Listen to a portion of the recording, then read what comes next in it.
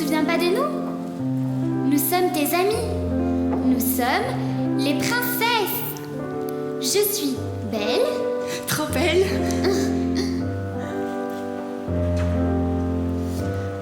Non, je suis Belle. Voici réponse. Et Ariel?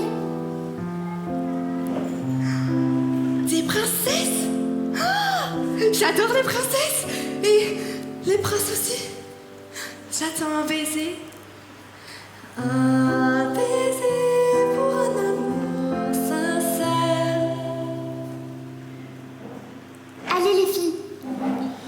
Et un prince charmant pour nous plaire. Être bien, rire et s'étonner de s'aimer. Je voudrais tellement qu'il m'embrasse, car ses baisers seront pleins de grâce. Tous deux pour la vie, on va s'aimer. Pour vivre ce rêve, ce conte de fées.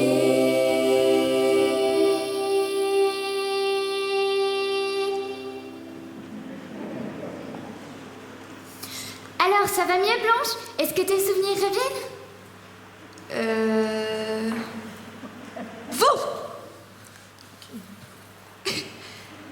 Votre visage me dit quelque chose. Vous êtes la princesse au petit pois. Mais non, Blanche! Réponse est la princesse qui laisse pousser ses cheveux en haut de la tour dans laquelle elle est prisonnière.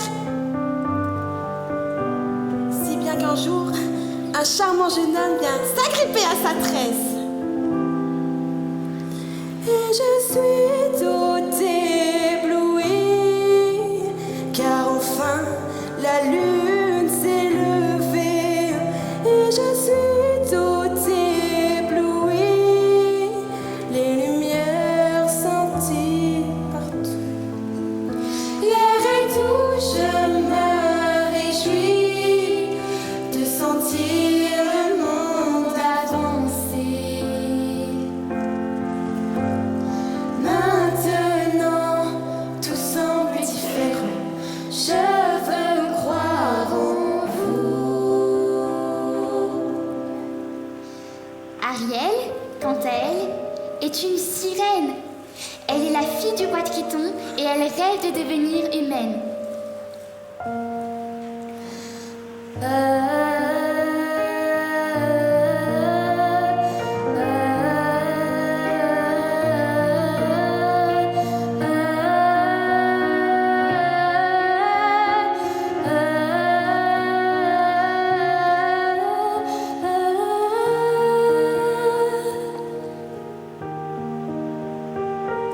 Et Belle, cette petite villageoise qui tombe amoureuse d'une bête dans un sombre château. Mais en réalité, il s'agit d'un prince charmant voûté par un sortilège maléfique. Histoire éternelle qu'on ne croit jamais. Des inconnus qu'un geste imprévu rapproche en secret. Oui, les poupées princesses, c'est par ici. Oh non, Cendrillon, malheureusement, on les attend. Il y a une très forte... Tout commence dans un joli petit village il y a bien longtemps. Cendrillon vit avec son père car sa maman les a quittés très vite après sa naissance. Elle a de jolis cheveux blonds. Et c'est une petite fille pleine de vie. Cendrillon et son père sont très proches, très complices.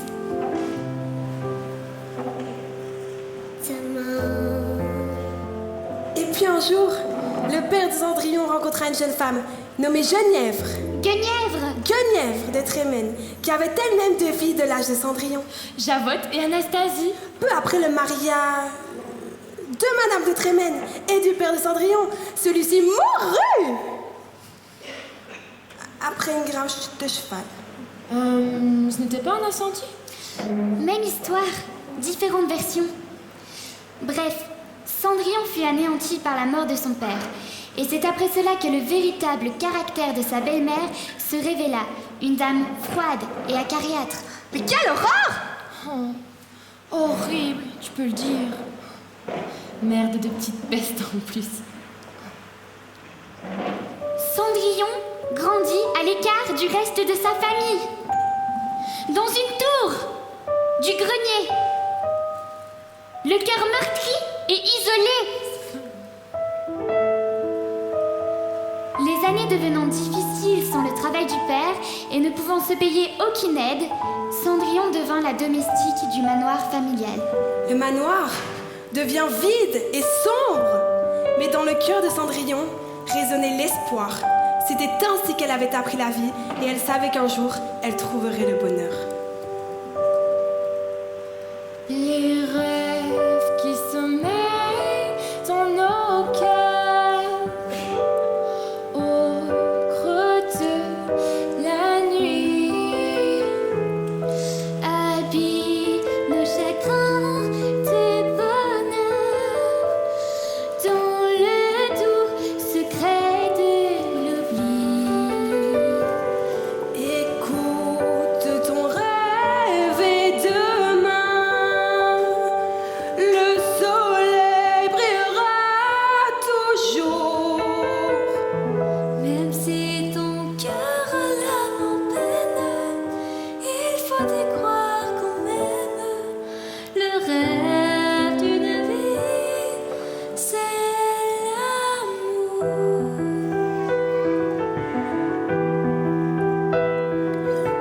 Le soleil se lève, il entre à travers mes rideaux.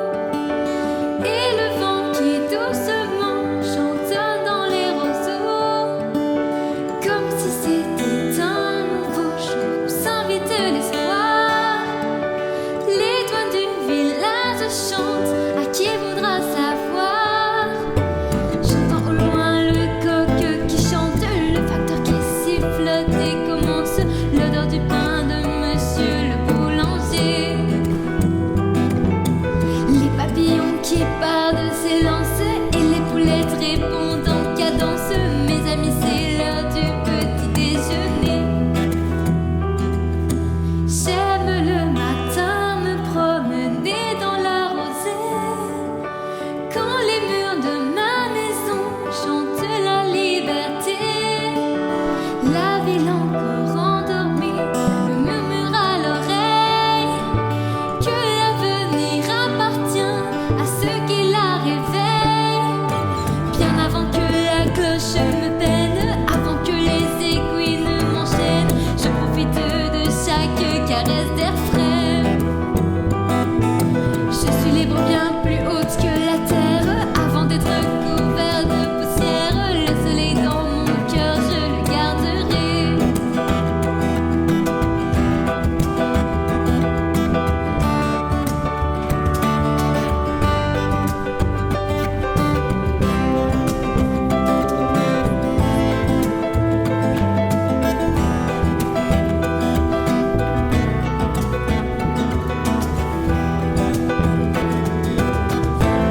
Le coq qui chante, le vent qui siffle et commence, le pain de monsieur le boulanger. Les papillons qui partent s'élancent, les poulettes répondent en cadence. Joyeux matin, bienvenue sur le marché. Bon matin, Morimon. Demandez le journal, demandez. Du pain pour la noisette, de baguettes s'il vous plaît. Et de pour vous, ma jolie. Merci.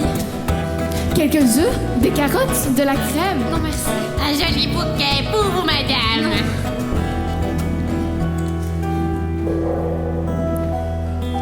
Et c'est déjà l'heure, je vois que la ville s'éveille.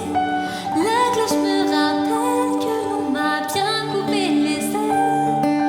Mais je sais que le soleil continuera de briller. Et mon cœur lui répondra tant qu'il pourra aimer. Avant que la cloche me bêle, avant que les aiguilles ne m'enchaînent,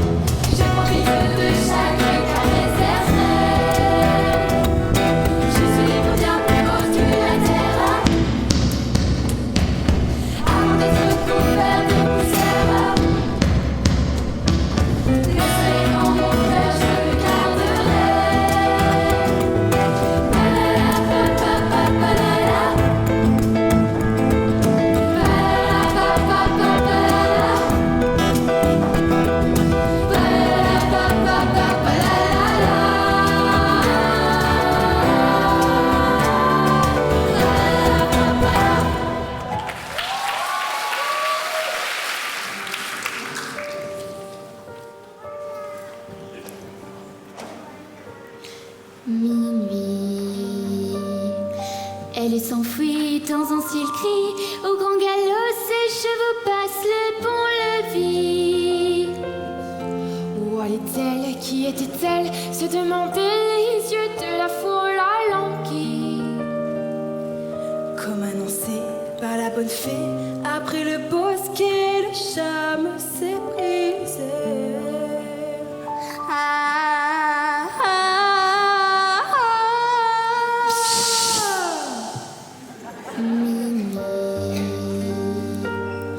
Plus de carrosses et plus de robes, plus de valets ni de cochers, que de guenilles. Quelle surprise, comme un cadeau, comme un mystère. Reste une pantoufle de verre.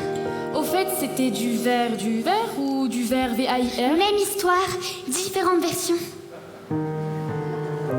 Mais dans son cœur, comme un refrain de liberté qui serait gravé